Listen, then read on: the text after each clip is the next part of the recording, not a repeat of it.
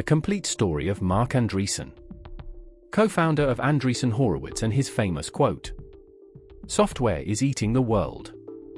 Marc Andreessen was born on July 9, 1971, in Cedar Falls, Iowa.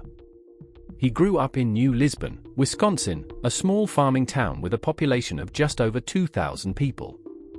His father worked as a salesman for agricultural seed company Pioneer Hybrid. His mother was a customer service representative at Land's End, the clothing catalog company. The Andreessen family lived modestly in rural Wisconsin during the 1970s and 80s. Marc was the oldest of 3 children in a traditional Midwestern household where hard work and practical thinking were valued above all else. The world Marc entered in 1971 was still very much an analog one. Personal computers did not exist in homes.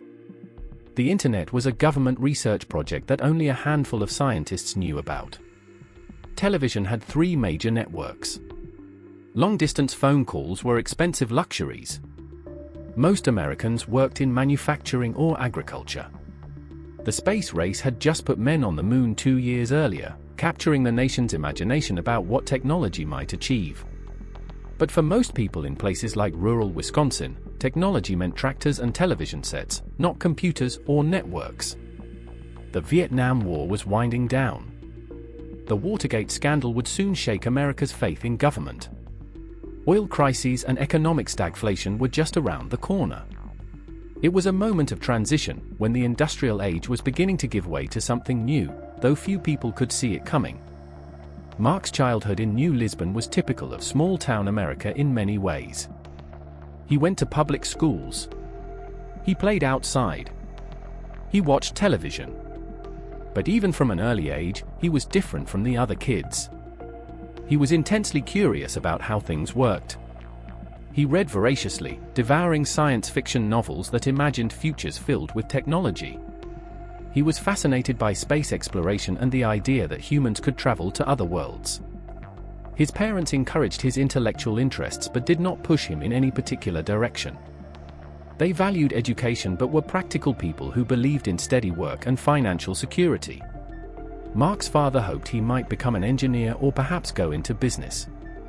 The defining moment of Marc's childhood came when he was in elementary school and discovered computers. His school got a single computer terminal connected via modem to a mainframe at the University of Wisconsin. This was around 1982 or 83, when personal computers were just beginning to appear but were still rare and expensive. Most kids ignored the computer or used it occasionally to play simple games. Marc became obsessed with it. He would spend hours after school teaching himself to program in BASIC. He would write simple programs and watch them execute. He found the experience magical, the idea that you could create instructions that a machine would follow precisely. It was like having a superpower. You could make the computer do whatever you wanted if you learned the right language. At home, Marc begged his parents to buy him a computer. They could not afford one at first. Computers in the early 1980s cost thousands of dollars, far beyond what a seed salesman's family could easily spend on what seemed like a toy. But Marc was persistent. He mowed lawns and did odd jobs to save money. Eventually, his parents bought him a used computer, probably a Commodore or an early IBM compatible. Marc spent countless hours in his bedroom programming, learning, exploring. While other kids were outside playing sports or hanging out, Marc was inside writing code. His parents worried sometimes that he was too isolated, too focused on the computer. But they could see his passion and decided to let him follow it. What made Marc different was not just his intelligence, though he was clearly smart. It was his obsessive focus and his unwillingness to accept limits. When he encountered a problem in programming, he would work on it for hours, sometimes staying up all night until he solved it. He taught himself multiple programming languages by reading manuals and experimenting. He had no formal training, no teacher guiding him. He learned through trial and error, through curiosity and determination. This self-directed learning would become his pattern throughout his life. He did not wait for permission or instruction. He saw something interesting and dove in completely. By the time Marc reached high school, he was far ahead of his peers in computer knowledge. His school had very limited computer resources and no real computer science curriculum. His teachers could not help him because he already knew more than they did. He was essentially self-taught, learning from books and from experimenting on his own computer at home. He spent time on early computer networks and bulletin board systems, connecting via modem to other computer enthusiasts around the country. This was before the internet as we know it existed. These were small communities of hobbyists and hackers who shared tips and programs. Marc found his people in these online communities. For the first time, he was not the weird kid obsessed with computers. He was among others who shared his passion and understood his excitement about technology's potential.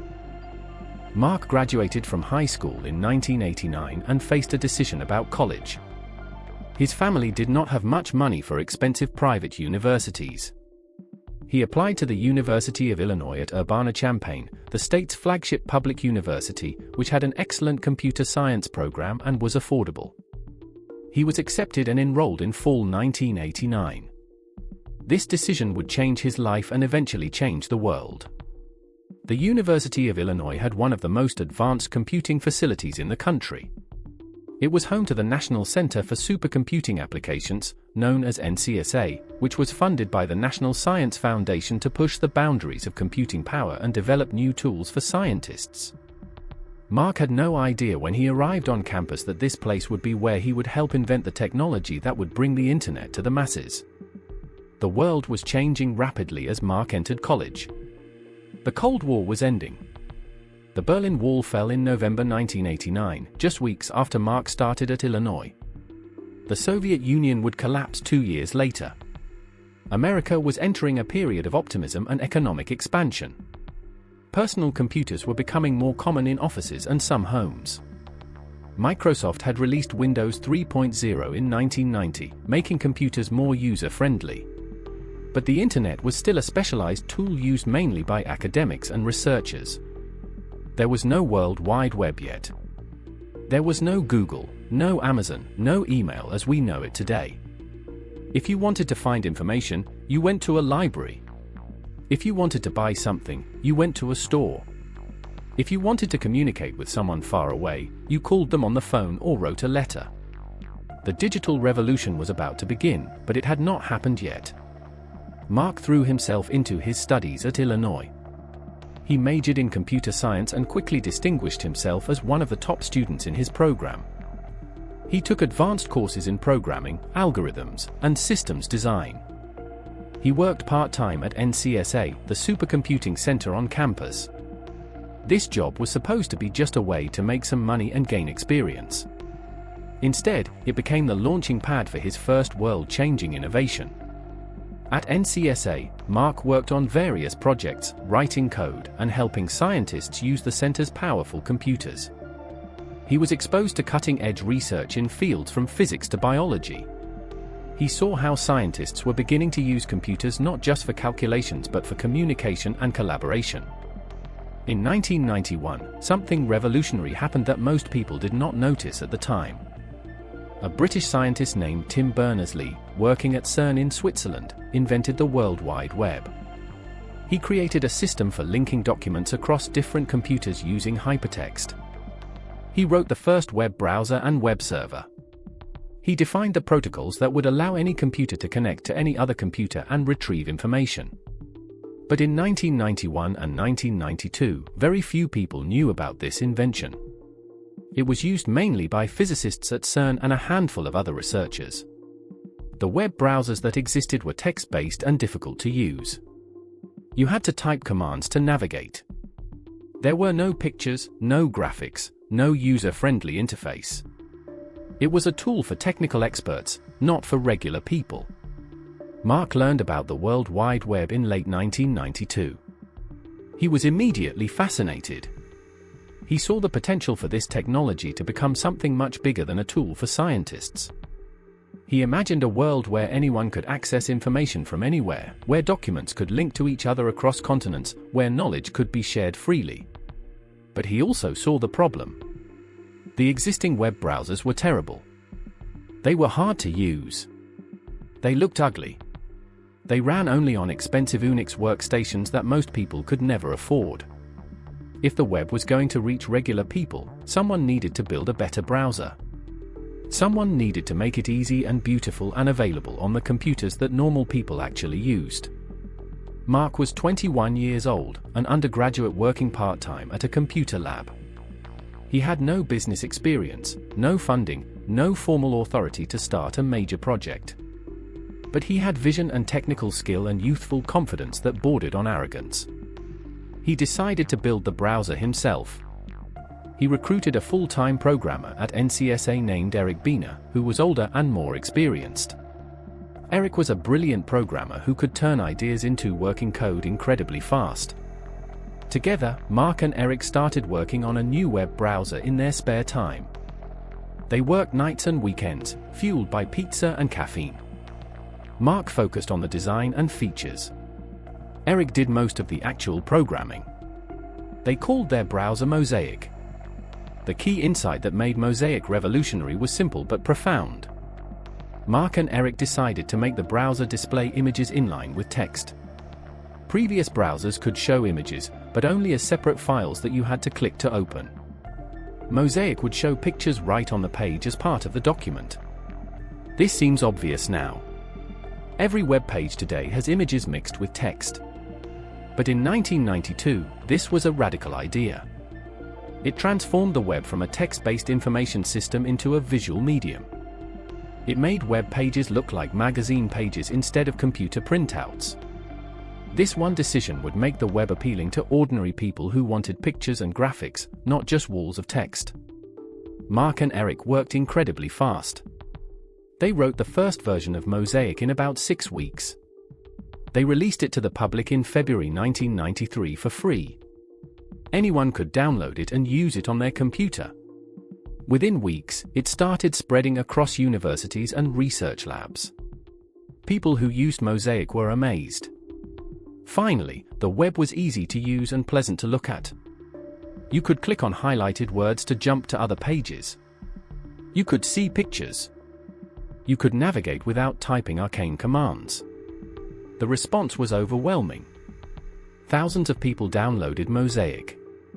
Then tens of thousands. Then hundreds of thousands. Marc graduated from Illinois in December 1993 with his bachelor's degree in computer science. Mosaic was exploding in popularity. Marc had become a minor celebrity in the world of computing. Tech magazines wrote articles about him. He received job offers from major companies. But Marc was restless. He felt constrained at NCSA, which was a government-funded academic institution with bureaucracy and rules. He wanted to move faster, to build a company, to change the world. He decided to move to California, to Silicon Valley, where the technology industry was centered. He did not have a specific plan. He just knew he needed to be where things were happening. In California, Marc got a job at a company called Enterprise Integration Technologies, working on secure payment systems for the internet. It was fine work but not exciting. He was 22 years old, living in Palo Alto, surrounded by startups and venture capitalists and entrepreneurs who were all talking about the coming internet revolution. Marc knew he needed to do something bigger. Then, in early 1994, he received an email that would change everything. The email was from Jim Clark. Jim Clark was a legend in Silicon Valley. He had founded Silicon Graphics, a company that made high-end computer workstations for special effects and scientific visualization. Silicon Graphics had gone public and made Jim wealthy. But Jim had been pushed out of the company by his board and was looking for his next venture. He had heard about Marc Andreessen and Mosaic. He saw the same potential that Marc saw. He wanted to start a company to build the next generation web browser and capitalize on the internet boom he knew was coming. Jim Clark was 50 years old, a successful entrepreneur with money and connections. Marc Andreessen was 22 years old, a recent college graduate with technical skills and vision but no business experience. On paper, they had little in common. Jim had grown up poor in Texas, dropped out of high school, joined the Navy, and worked his way through college and graduate school to earn a PhD in computer science. He was intense, demanding, sometimes difficult to work with.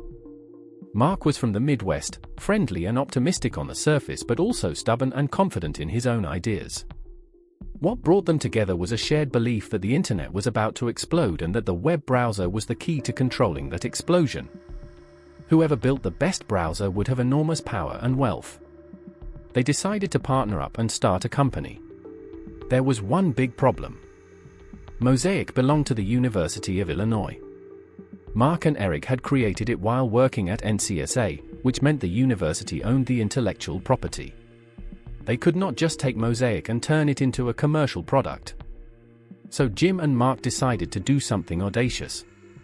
They would build a completely new browser from scratch, one that was even better than Mosaic, and they would do it fast before anyone else could catch up. Jim put up the initial money to start the company. Marc recruited several of his colleagues from Illinois, including Eric Bina, to move to California and join the team. They rented office space in Mountain View, California. They called the company Mosaic Communications, though they would later have to change the name to Netscape because the University of Illinois objected to their use of the Mosaic name.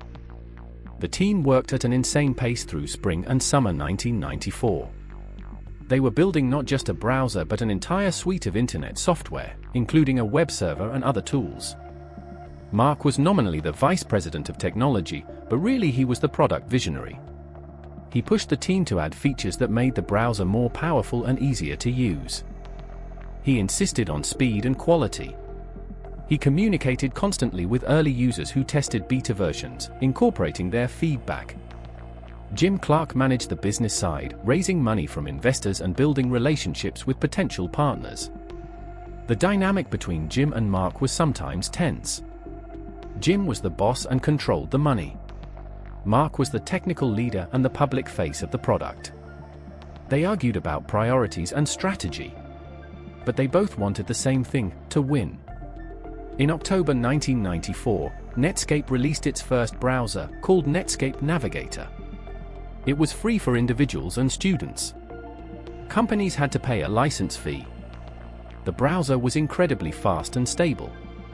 It had advanced features that Mosaic lacked. It quickly became the dominant way people accessed the web.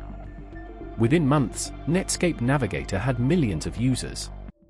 The internet was growing exponentially. New websites were launching every day. People were getting online at home and work. Email was becoming mainstream. The web was transitioning from an academic tool to a mass medium. And Netscape Navigator was the window through which most people experienced it. Marc was suddenly famous. At 23 years old, he was on the cover of magazines. He was profiled in newspapers. He gave interviews and speeches. He became the poster child for the internet revolution, the young genius who had made the web accessible to everyone. Some of this attention made him uncomfortable. He was naturally introverted and preferred working on products to giving interviews. But he also recognized that his fame was helping Netscape. Every article about Marc Andreessen was free publicity for Netscape Navigator. So he leaned into it. He became quotable, provocative, willing to make bold predictions. He talked about how the internet would change everything, how Netscape would dominate the future, how traditional companies were doomed if they did not adapt. Some of his statements came across as arrogant, especially from someone so young. But Marc believed what he was saying. He truly thought the internet was going to remake the world. And he was right. Netscape decided to go public in August 1995, less than a year after releasing its first browser. This was highly unusual. Most companies waited years to build revenue and profits before going public. Netscape was growing fast but was not yet profitable. Many Wall Street analysts thought the IPO would fail or would price modestly. They were spectacularly wrong. When Netscape stock started trading on August 9, 1995, it opened at $28 per share, far above the initial offering price of $14. Within minutes, it soared past $50. By the end of the first day, it closed at $58.25, giving Netscape a market value of nearly $3 billion. Marc Andreessen, who owned a significant stake in the company, became a multimillionaire overnight. At 24 years old, he was worth tens of millions of dollars on paper. The Netscape IPO was a watershed moment. It marked the beginning of the dot-com boom. Suddenly, investors realized that internet companies could be incredibly valuable even if they were not making money yet. The focus shifted from profits to growth and market share. Whoever could attract the most users the fastest would win. This logic fueled a wave of internet startups and a stock market bubble that would eventually burst spectacularly. But in 1995 and 1996, it felt like a gold rush. Everyone wanted to start an internet company. Venture capitalists poured money into anything with a .com in its name. Marc Andreessen was at the center of this frenzy. He was the face of the new economy, the proof that young people with technical skills could build billion-dollar companies in a matter of months. But even as Netscape was celebrating its success, a threat was emerging. Microsoft, the world's largest and most powerful software company, decided it wanted to control the web browser market. Microsoft had initially underestimated the internet. Bill Gates, Microsoft's CEO, had focused on building software for personal computers and corporate networks. But by 1995, Gates realized the internet was going to be huge and that Netscape was becoming a gatekeeper. If everyone used Netscape's browser to access the web, Netscape could potentially control what software people used and how they used it. This threatened Microsoft's dominance. Gates issued a famous memo declaring that the internet was Microsoft's top priority. Microsoft would build its own browser, Internet Explorer, and would integrate it directly into the Windows operating system. Since Windows ran on more than 90% of personal computers, Microsoft could force Internet Explorer onto hundreds of millions of users. The browser war between Netscape and Microsoft became one of the defining business battles of the 1990s. Microsoft gave Internet Explorer away for free and bundled it with Windows. Netscape tried to compete by improving Navigator and by developing other internet software products. Marc and the Netscape team worked frantically to stay ahead technologically. They added features. They improved performance. They tried to build an ecosystem around Netscape's tools. But Microsoft was relentless. It had unlimited resources. It used its control of Windows to steer users toward Internet Explorer. It made deals with computer manufacturers to pre-install Internet Explorer and hide Netscape. Gradually, Netscape's market share began to erode. By 1997, Internet Explorer was gaining ground fast. The battle took a toll on Netscape and on Marc personally. He was still in his 20s but was now dealing with existential threats from one of the most powerful companies in the world. He worked insane hours. He fought with Jim Clark about strategy. He watched as Microsoft's tactics slowly strangled Netscape's business. In 1998, the U.S. Department of Justice filed an antitrust lawsuit against Microsoft, accusing it of illegally using its monopoly in operating systems to crush competitors like Netscape. The case would drag on for years and would eventually lead to a settlement and restrictions on Microsoft's behavior. But by then, the damage to Netscape was done. In November 1998, America Online, the dominant internet service provider, agreed to buy Netscape for $4.2 billion in stock. Marc was 27 years old. He had helped build a company that was now worth billions, had fought Microsoft, had become famous, and had made a fortune. But Netscape as an independent force was over. AOL wanted Netscape's technology and its user base but was not interested in continuing the fight with Microsoft. Marc stayed on at AOL for a brief transition period but left soon after. He needed to figure out what came next. He was rich and famous but also restless and uncertain. He had accomplished something extraordinary but had also lost the battle that mattered most. The experience was formative. He learned about the brutal realities of competition. He learned that being first and being best was not always enough. He learned that distribution and market power could beat superior technology. These lessons would shape everything he did later. After leaving Netscape, Marc tried to figure out his next move. He was 28 years old in 1999.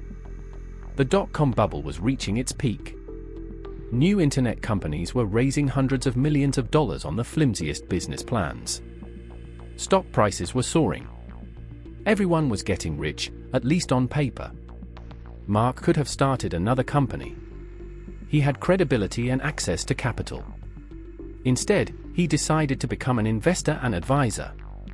He started a company called Loudcloud with his Netscape colleague Ben Horowitz. Loudcloud aimed to provide infrastructure services to help other internet companies manage their technology needs.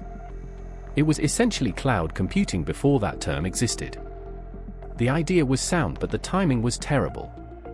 Loudcloud launched in 1999, just as the dot-com bubble was beginning to deflate. By 2000, the bubble had burst completely. Internet companies were going bankrupt by the hundreds. Investors pulled back. The stock market crashed. Loudcloud was burning through cash and struggling to find customers. The period from 2000 to 2002 was brutal for Marc and Ben. They had to lay off employees. They had to pivot the business multiple times. They nearly went bankrupt. They managed to take Loudcloud public in March 2001, right in the depths of the crash, in one of the worst IPOs in history. The stock tanked immediately. To survive, they had to sell off most of Loudcloud's service business and focus on software instead.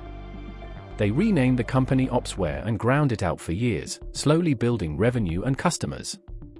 It was nothing like the rocket ship growth of Netscape. It was hard, unglamorous work. But it taught Marc and Ben critical lessons about building a sustainable business, about managing through crises, about discipline and focus. In 2007, Hewlett-Packard bought Opsware for $1.6 billion. It was a successful exit but had taken 8 years of struggle to get there.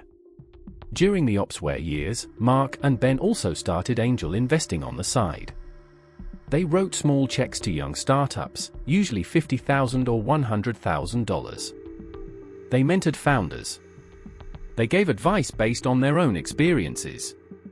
They invested in companies like Ning and Twitter and Foursquare. Some of these investments did well. Others failed. But Marc discovered he loved this work. He loved meeting ambitious founders. He loved thinking about new ideas. He loved helping people avoid the mistakes he had made. And he was good at it. Founders respected him because he had built important companies himself. He understood the product side and the technology side and the business side. He could speak their language. He was not just a money guy. He was an operator who had been through the wars. In 2009, Marc and Ben decided to start a venture capital firm. They called it Andreessen Horowitz, later shortened to a 16Z. This was a controversial decision. The venture capital industry was dominated by established firms like Sequoia and Benchmark and Kleiner Perkins. These firms had been investing in startups for decades. They had deep networks and track records. They were partnerships of investors who spent their time evaluating deals and sitting on boards. Marc and Ben were operators, not professional investors. Many people in Silicon Valley were skeptical that they could succeed as VCs. Some thought they were arrogant to think they could compete with the top firms. But Marc and Ben had a different vision for what a venture capital firm could be. Traditional VC firms were relatively small partnerships. They had a handful of partners who made investment decisions. They had small support staffs. Their main value proposition was capital and connections. Marc and Ben wanted to build something more like a full-service firm for entrepreneurs. They would raise a big fund and invest in a portfolio of companies. But they would also hire a large team of operators, recruiters, marketing experts, and business development people who could help their portfolio companies succeed. They would offer services that went far beyond just money and advice. They would help companies hire executives. They would help them get press coverage. They would make introductions to potential customers and partners. They would coach founders on management and strategy. In essence, they would try to be the most useful investors in Silicon Valley. Andreessen Horowitz raised their first fund in 2009, right in the aftermath of the global financial crisis. The economy was in recession. Credit markets had frozen. Many venture firms were struggling. But Marc and Ben had credibility from their track record and were able to raise $300 million. They immediately started investing in a new wave of internet startups. They backed Twitter when it was still small and struggling to find a business model. They invested in Skype and Foursquare and Groupon. They bet on a new generation of entrepreneurs who were building mobile apps and social networks and cloud services. Some of their early investments worked out spectacularly. Others did not. But they were establishing a reputation. Founders wanted to work with them. Other investors wanted to co-invest with them. The firm was growing. Marc's role at Andreessen Horowitz was different from a traditional VC. He was not just evaluating deals and sitting in board meetings. He was also building the firm's brand and thought leadership. He started writing blog posts about technology and startups and the future of the internet. His essays were smart and provocative. He wrote about why software was eating the world, meaning that software and internet companies were disrupting every industry from media to transportation to retail. He argued that this trend was just beginning and would accelerate. His writing attracted attention far beyond Silicon Valley. Business executives and investors and policymakers read his essays. He became a public intellectual, someone whose opinions mattered on the big questions about technology and society. Marc also became active on Twitter, which was emerging as the town square for the tech industry. He shared articles, made jokes, got into arguments. He used Twitter to amplify ideas and people he believed in. He was provocative and sometimes combative. He argued with journalists and critics. He promoted his portfolio companies. He defended Silicon Valley against what he saw as unfair attacks. His Twitter presence made him more visible and more controversial. Some people loved his willingness to speak his mind. Others thought he was thin-skinned and defensive. But no one could ignore him. He was one of the most influential voices in technology. Andreessen Horowitz grew rapidly. They raised bigger and bigger funds. By 2011, they had $1 billion fund. By 2014, they had multiple funds totaling several $billion. They expanded beyond consumer internet into enterprise software, biotech, crypto, and other areas. They hired more partners and support staff. They opened offices beyond Silicon Valley. They became one of the largest and most prominent venture capital firms in the world. And they made some spectacular investments. They backed Facebook when it was already big but before it went public, buying shares in the secondary market. They invested in Airbnb and Lyft and GitHub and Coinbase and many other companies that became giants. They also had failures and missed opportunities. They passed on Uber, which became one of the most valuable startups ever. They invested in some companies that flamed out. But overall, their track record was strong. Marc's investment philosophy was shaped by his experiences at Netscape and Opsware. He believed that markets mattered more than teams or products. A great team in a terrible market would fail. An okay team in a huge market could succeed. So he looked for enormous markets that were being transformed by technology. He looked for founders who had deep insight into those markets and the skill to execute.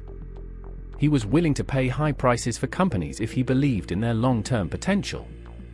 He focused more on growth and market share than on current profitability. He believed that in winner-take-all markets, the company that grew fastest would ultimately win and be worth far more than its competitors.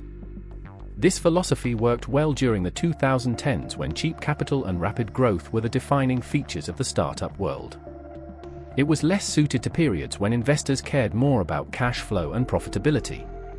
Marc also believed deeply in the transformative power of technology. He was an optimist about what technology could accomplish. He thought software and the internet were making the world better by spreading information, connecting people, and increasing productivity. He was impatient with critics who focused on the negative side effects of technology like job displacement or privacy concerns or the concentration of power in tech companies.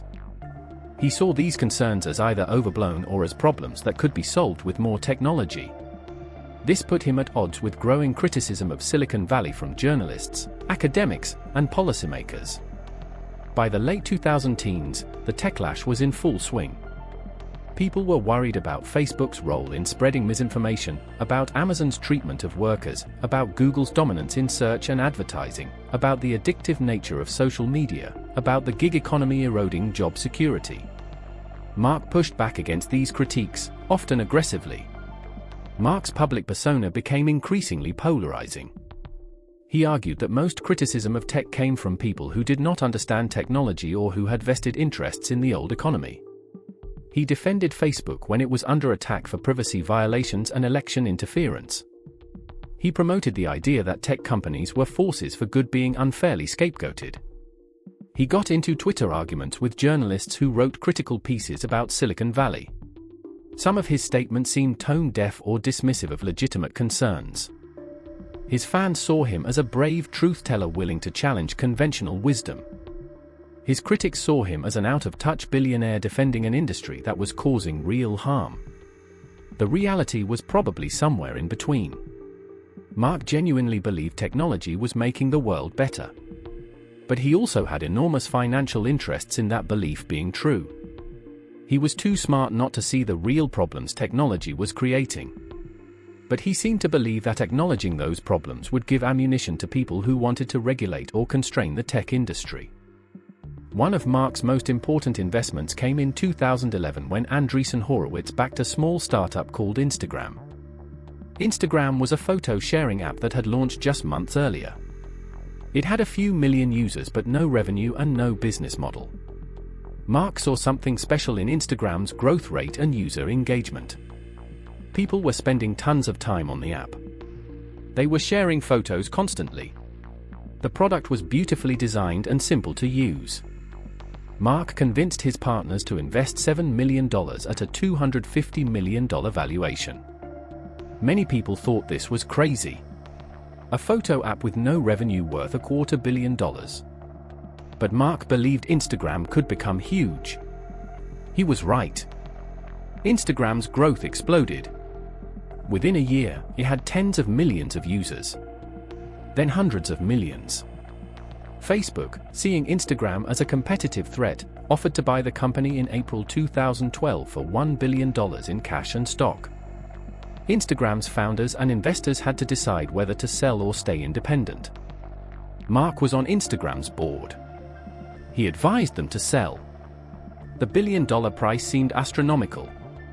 It was unlikely Instagram could achieve a higher valuation soon. And being part of Facebook would give Instagram resources and distribution.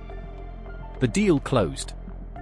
Andreessen Horowitz's investment returned roughly 78 times in about 16 months. It was one of the best venture capital returns ever. Marc also became deeply involved in the cryptocurrency and blockchain movement. He had always been interested in new computing paradigms. In the early 2010s, Bitcoin was emerging as the first successful cryptocurrency. Bitcoin promised to create a form of money that was not controlled by governments or banks. It used cryptography and distributed networks to enable peer-to-peer transactions without intermediaries. Marc saw Bitcoin as potentially revolutionary. He wrote essays arguing that Bitcoin could do for money what the internet did for information. It could democratize finance and reduce the power of centralized institutions. Andreessen Horowitz started investing in Bitcoin and blockchain companies. They backed Coinbase, which became the largest cryptocurrency exchange in America. They invested in companies building blockchain infrastructure and applications. Marc became one of the most prominent advocates for crypto in Silicon Valley. The crypto investments were controversial. Many serious people thought Bitcoin was a scam or a bubble. They pointed out that Bitcoin was used primarily for speculation and illegal activities, not for legitimate transactions. They noted that blockchain technology was slow and inefficient compared to traditional databases. They worried about the environmental impact of Bitcoin mining, which consumed enormous amounts of electricity. Marc dismissed these criticisms. He argued that Bitcoin was in its early stages and would eventually mature into a real alternative to government currencies. He compared skepticism about Bitcoin to skepticism about the internet in the 1990s. He believed that decentralized technologies would eventually disrupt centralized institutions from banks to social networks to governments. This belief drove billions of dollars of investment into crypto companies. Some of those investments paid off handsomely when crypto prices soared. Others lost value when crypto markets crashed. The long-term verdict on crypto is still unclear. But Marc's advocacy helped legitimize the space and attract capital and talent. Marc's relationship with politics evolved over time. In his early career, he was not particularly political. He focused on building products and companies. But as Silicon Valley became more powerful and more scrutinized, he became more engaged in policy debates. He generally aligned with libertarian views on economics and technology. He believed in free markets, minimal regulation, and the power of innovation to solve problems. He was skeptical of government intervention in technology. He opposed efforts to break up big tech companies or impose strict privacy regulations. He argued that such measures would stifle innovation and help foreign competitors, especially China. These views put him at odds with progressive politicians who wanted to regulate tech more aggressively. But they aligned him with some Republicans and conservatives who shared his skepticism of government power. By the late 2010s and early 2020s, Marc's political engagement intensified. He spoke out against what he saw as excessive regulation of tech companies. He criticized universities and media outlets that he believed were biased against tech entrepreneurs. He funded think tanks and advocacy groups that promoted his views. He became more willing to engage in culture war debates about free speech, cancel culture, and political correctness. Some of these stances were genuinely principled. Marc believed deeply in free expression and open debate. But some of his rhetoric seemed designed more to provoke than to persuade. He seemed to enjoy trolling his critics and stirring up controversy. This made him a hero to some and a villain to others. It definitely made him less effective as a voice for reasonable tech policy. When someone becomes too polarizing, even their good ideas get dismissed. The COVID-19 pandemic in 2020 was another defining moment. The pandemic shut down much of the economy and killed hundreds of thousands of Americans. It also accelerated digital transformation. People who had never used video calls or food delivery apps suddenly had to rely on them. Remote work became normal. E-commerce boomed. Tech stocks soared as investors bet that the pandemic would permanently shift behavior toward digital services. Marc's portfolio companies benefited enormously. Zoom, a video conferencing company, saw its stock price increase tenfold. DoorDash and Instacart, food delivery companies, grew explosively. Andreessen Horowitz raised huge new funds to invest in the wave of startups being created. Marc wrote essays about how the pandemic was proving that remote work was viable and that American institutions needed to embrace technological change faster. But Marc also waded into controversial territory during the pandemic. He criticized lockdowns and school closures as excessive and damaging. He questioned the scientific consensus on some public health measures. He amplified voices that were skeptical of mainstream COVID policies. Some of his critiques had merit. The costs of lockdowns and school closures, especially to children and low-income workers, were real and were sometimes downplayed by public health officials. But Marc's approach was often inflammatory rather than constructive. He seemed more interested in attacking his enemies than in finding solutions. And he sometimes promoted fringe theories or unvetted claims. This damaged his credibility with many people. It also highlighted a tension in Marc's worldview. He believed deeply in science and technology. But he was skeptical of scientific institutions and experts when they reached conclusions he disagreed with. This selective trust in expertise was common in Silicon Valley but was intellectually inconsistent. Andreessen Horowitz continued growing through the pandemic and beyond. By 2022, they were managing over $30 billion across multiple funds. They had become one of the largest and most influential venture capital firms in the world. They invested across the entire life cycle of companies from seed stage to late stage growth. They backed consumer apps and enterprise software and healthcare and financial services and crypto and virtually every other sector where technology was disrupting incumbents. They had hundreds of portfolio companies. Some became massive successes worth tens or hundreds of billions of dollars. many more failed or struggled. This is the nature of venture capital. You make many bets knowing most will fail, hoping that a few huge winners will return the entire fund and more. Marc's approach to venture capital was different from traditional firms in several ways. He believed in backing exceptional founders even if their ideas seemed crazy. He was willing to pay high prices for companies if he believed in their potential. He valued growth and market share over profitability. He built a large team to support portfolio companies with services beyond just capital. And he made Andreessen Horowitz into a media and thought leadership platform, constantly publishing content and shaping narratives about technology and startups. Some of these innovations have been widely copied. Many venture firms now have operating teams to help their companies. Many have content strategies and build brands. Marc helped transform venture capital from a relationship business conducted quietly into a more public and professionalized industry. But Marc's approach also had weaknesses. The focus on growth at all costs worked well when capital was cheap and investors rewarded rapid expansion. It worked less well when interest rates rose and investors started caring about profitability again. In 2022 and 2023, as the Federal Reserve raised rates to fight inflation, tech stocks crashed. Many high-flying startups saw their valuations cut by 50% or more. Companies that had raised billions of dollars at sky-high valuations suddenly could not raise more money.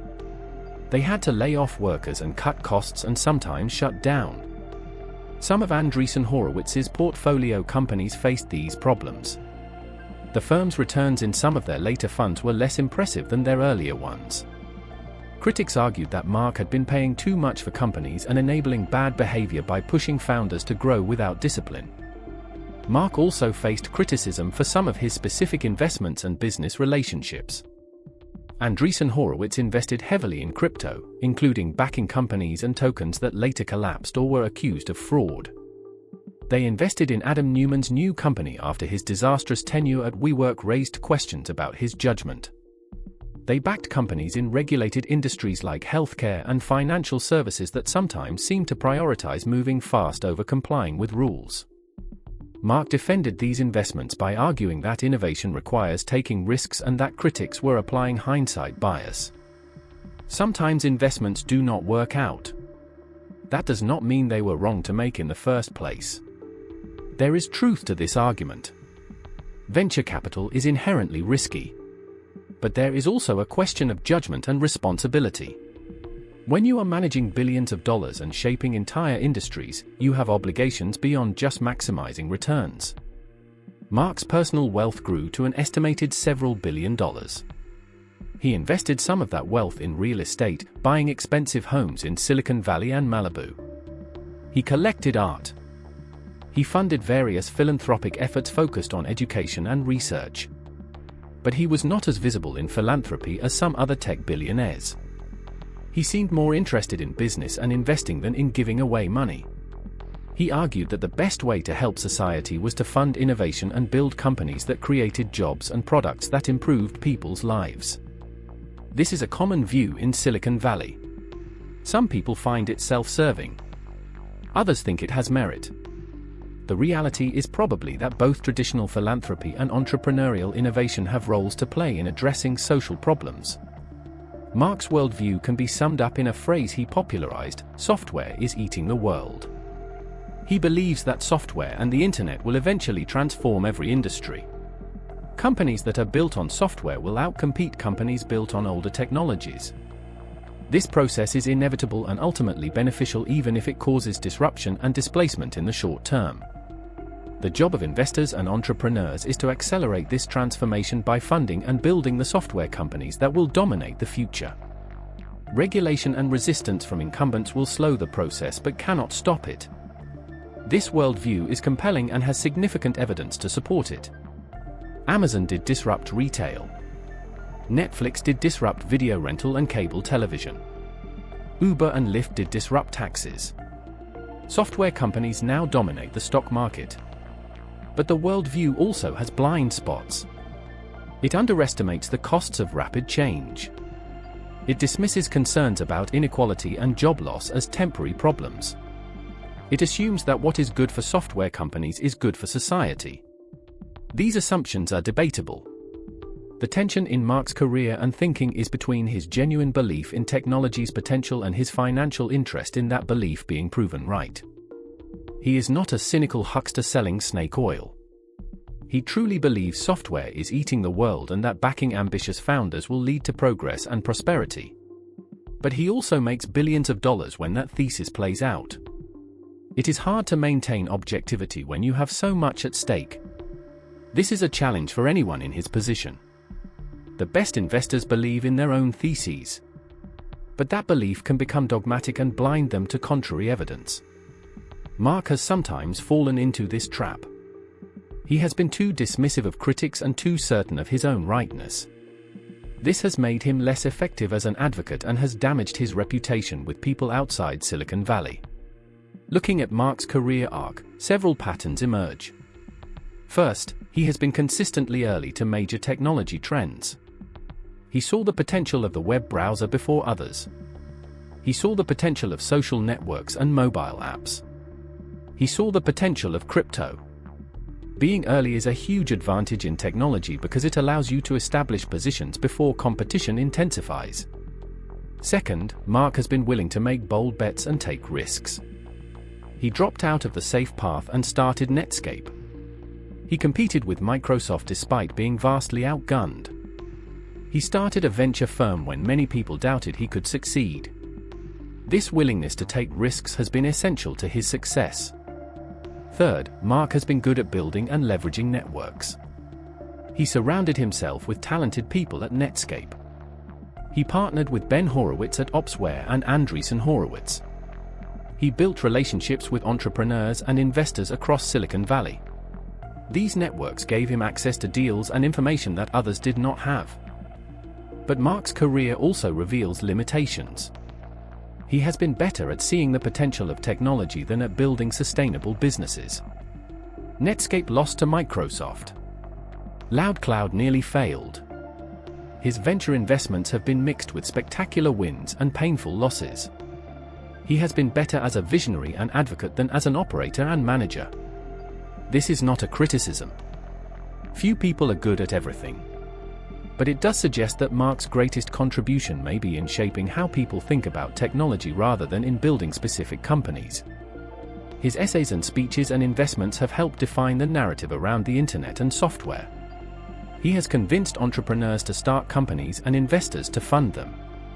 He has made it acceptable and even exciting to believe that technology can radically change the world. This is a real and important contribution even if some of the specific bets do not pan out. Marc's impact on the technology industry is undeniable. Netscape and the web browser made the internet accessible to hundreds of millions of people. Without Netscape, the web might have taken years longer to reach mass adoption. That delay would have meant slower development of e-commerce, social networks, search engines, and all the other applications that depend on the web. Andreessen Horowitz helped fund a generation of important companies from Facebook to Airbnb to Coinbase.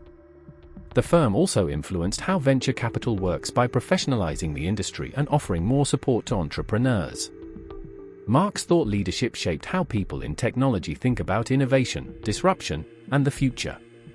He made certain ideas mainstream like software eating the world and winner-take-all dynamics and the importance of market size over current profitability. But Marc's impact has not been purely positive. The growth at all costs mentality he championed contributed to some of the excesses of the startup world. Companies raised too much money at too high valuations and then struggled when reality set in. The focus on disruption sometimes meant ignoring consequences for workers and communities. The dismissal of regulation and oversight created space for bad actors and harmful products. Marc's rhetoric and political engagement have been divisive and have made it harder to have constructive conversations about technology policy. His wealth and influence give him a platform but do not make him right about everything. He has used that platform responsibly at times and irresponsibly at others. As Marc enters his 50s, he faces questions about his legacy and future. He has already accomplished more than most people do in a lifetime. He helped create the web browser. He built multiple companies. He became one of the most successful venture capitalists in history. He influenced how millions of people think about technology. He made billions of dollars. But does he want to be remembered only as a rich investor? Does he want to continue doing what he has been doing or try something new? Does he care about repairing relationships and building bridges, or is he content to be a controversial figure? These are questions only he can answer. But they matter because Marc still has decades of productive life ahead, and because he has resources and influence that could be used in many different ways. The lessons from Marc's story are relevant for anyone interested in technology, entrepreneurship, or investing. First, timing matters enormously. Marc was in the right place at the right time multiple times in his career.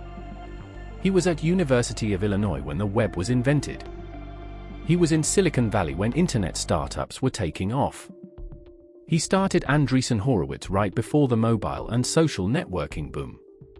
Some of this was luck. But Marc also positioned himself to take advantage of luck by being in the right places and staying alert to opportunities.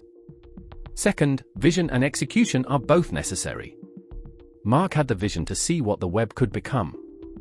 But he also had the technical skills and work ethic to build Mosaic and Netscape. Vision without execution is just daydreaming. Execution without vision is just activity.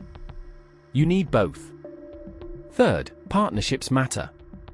Marc's most successful endeavors involved partners who complemented his strengths and weaknesses.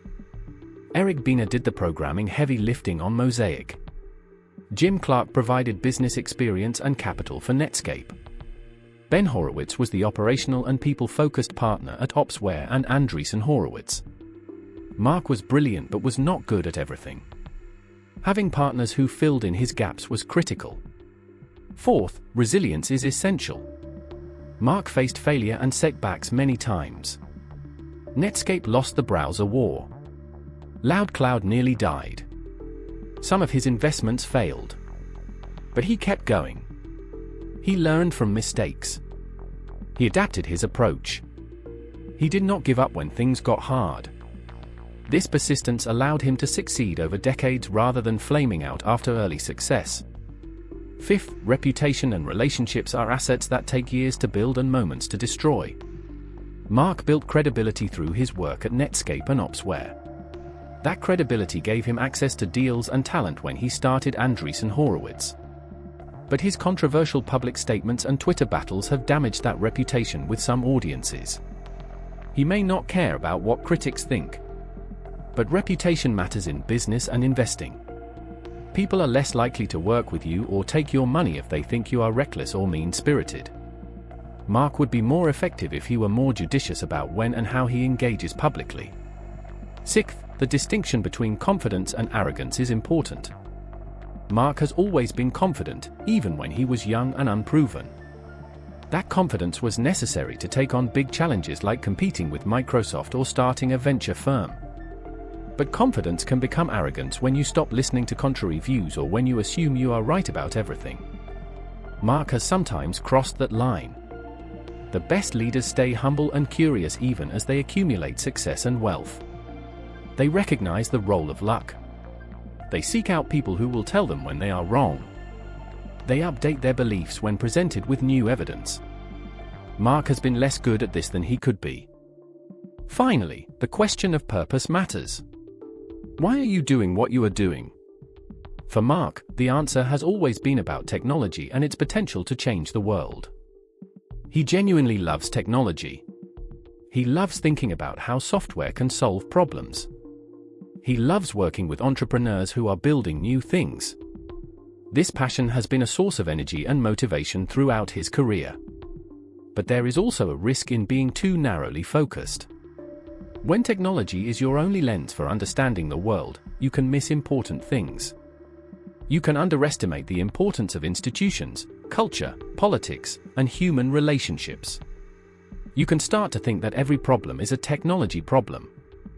Marc would benefit from a broader perspective that recognizes the limits of technology as well as its potential. Marc Andreessen's story is the story of the internet age. He helped create the tools that brought the web to the masses. He invested in the companies that built on top of that foundation.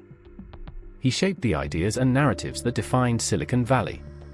His successes and failures, his insights and blind spots, his passion and his controversies, all reflect the broader journey of the technology industry over the past 30 years. Looking at his life helps us understand how we got to where we are and maybe where we are going next. Technology has transformed the world in Marc's lifetime. It has created enormous wealth and opportunity. It has connected people and spread information. It has made many things easier and more efficient. But it has also created new problems and exacerbated old ones. It has concentrated power and wealth. It has disrupted jobs and communities. It has raised difficult questions about privacy, security, truth, and democracy. Marc has been a protagonist in this story. He has been a creator, an advocate, and beneficiary. He has shaped outcomes through his work and his investments. But he has also been shaped by the forces he helped unleash. He is a product of his time and place. He succeeded because he had talent and drive and vision. But he also succeeded because he was born at the right time, grew up with access to computers and education, lived in a country and era that rewarded technological innovation, and operated in an industry that generated enormous wealth. Understanding Marc requires understanding this context. He is not a lone genius who single-handedly changed the world. He is someone who saw opportunities that many others missed and who had the ability and luck to capitalize on them. His story offers lessons and warnings. It shows what is possible when you combine vision and execution and persistence. It also shows the dangers of hubris and the importance of staying grounded. As the technology industry faces increasing scrutiny and regulation, as the easy money era ends and profitability matters again, as questions about tech's impact on society become more urgent, Marc and his peers will need to evolve. The strategies that worked for the past 20 years may not work for the next 20. The narrative that technology is always good and critics are always wrong is no longer credible. The assumption that regulation is always bad and markets always know best is being challenged. Marc has a choice about how to respond. He can dig in and fight, defending Silicon Valley against all critics and doubling down on his existing beliefs. Or he can engage more constructively, acknowledging legitimate concerns while still advocating for innovation.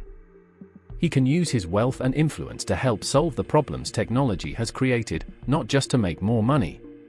He can mentor the next generation of entrepreneurs to build more responsibly. He can support policies that promote competition and protect consumers without stifling innovation. Whether Marc chooses this path remains to be seen.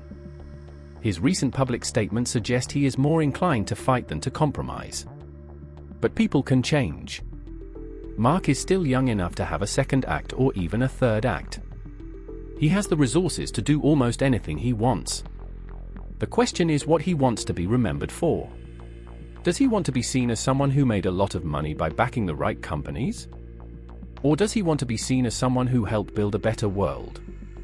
The two are not mutually exclusive. But they require different priorities and different choices. Marc's legacy is still being written. How it ends depends on decisions he has not yet made. In conclusion, Marc Andreessen is one of the most important figures in the history of technology. He co-created the web browser that brought the internet to the masses. He built companies and invested in others that shaped how billions of people communicate, work, and live. He championed ideas that defined Silicon Valley's culture and approach. He became wealthy and influential and controversial. His career spans 3 decades and is not yet over. To understand Marc is to understand the internet age with all its promise and peril. His successes show what is possible when technology and entrepreneurship align. His failures and controversies show the limits and costs of that same combination. His story is a reminder that technology is created by people with particular backgrounds and beliefs and interests. It is not neutral or inevitable. It reflects the choices of its creators. Marc Andreessen made choices that changed the world. Some of those choices were brilliant. Some were misguided. All of them mattered. That is his legacy. That is his story.